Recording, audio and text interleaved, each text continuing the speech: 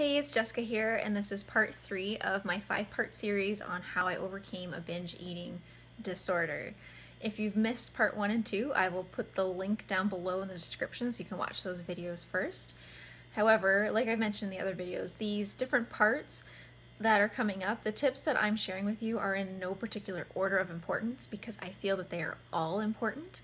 And as a holistic practitioner and nutritionist myself, I really like to look at the big picture. Like, I like to look at everything that's going on as opposed to just focusing on one therapy or taking one medicine.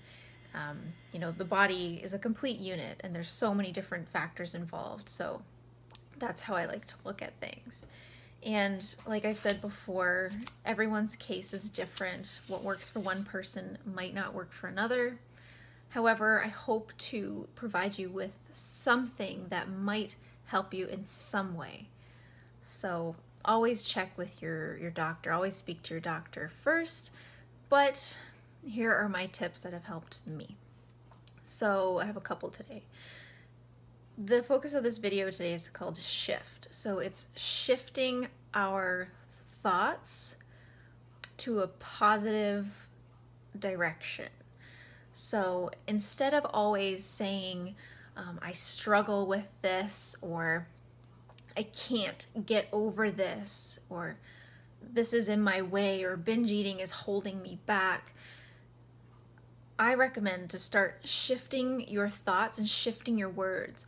So instead of saying, I can't get over this, start saying, I am over this. I do have control, or I am able to move forward. I can get over this. I am over this. Instead of always saying how you can't, or it's too hard, or it's a struggle. Like a lot of people say, oh, I'm fighting this, or I'm fighting this issue. Whatever you resist persists.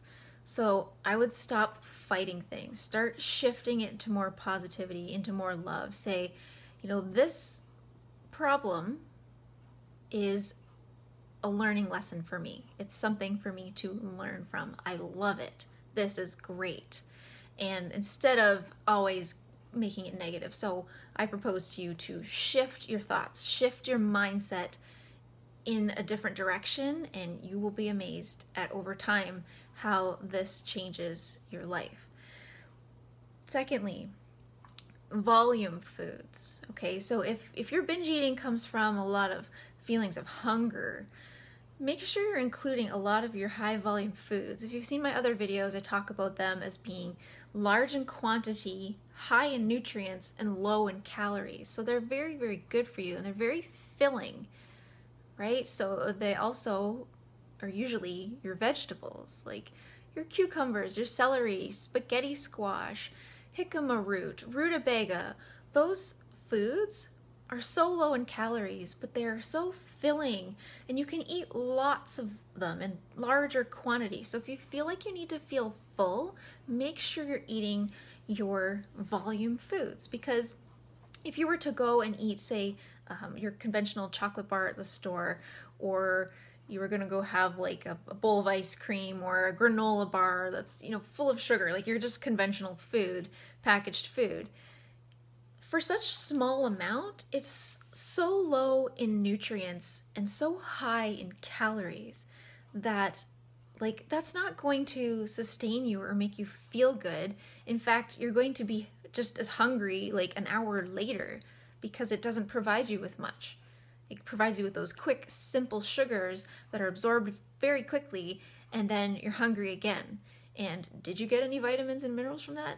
No. Did you get any fiber to help you balance your blood sugar with that so you don't feel hungry again? No, you didn't. So make sure you're eating your volume foods. And my last point is, well, it's kind of ties in with volume foods, but it's nutrient density. When you are getting all of the nutrients that you need, your vitamins and minerals, that not only helps you feel good and have energy, but it fills in those gaps that you might be missing in your diet that is kind of causing these cravings for other foods, right? Your body Your body is actually your best friend. It's going to tell you when something's wrong. So when you listen to it and you're constantly having these overwhelming cravings, listen to your body. Like, find out what's going on here. What am I missing? Am I eating enough protein? Am I eating enough green vegetables and colorful fruits? Am I getting those nutrients that I need? And I know not everybody likes to eat their vegetables, but it's so important for you. If you can try to find a way to get them in, great. Like, blend them into a smoothie if you don't like the taste of them, or bake them, or put them on the barbecue if you want, or steam them, or eat them raw, or add a little bit of olive oil on top and some herbs and things, like, just to make it so palatable that you can eat it. Oftentimes, if you are used to eating a lot of high sugar foods, the taste of vegetables is going to be absolutely disgusting to you until your taste buds change. And this takes time. Like, you have to work on this. Unfortunately, with a lot of these things, it's not a quick fix. Like, it's not like one day and then that's it. Like, it takes time. As you work at it, you will see results. And one thing that has helped me phenomenally is getting like a greens drink in every day.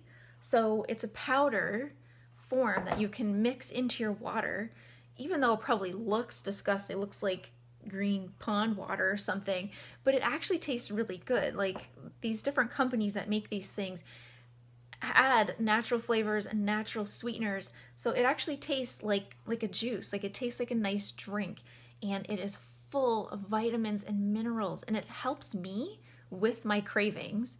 It also has probiotics in it, which is so good for gut health, because our gut is our second brain.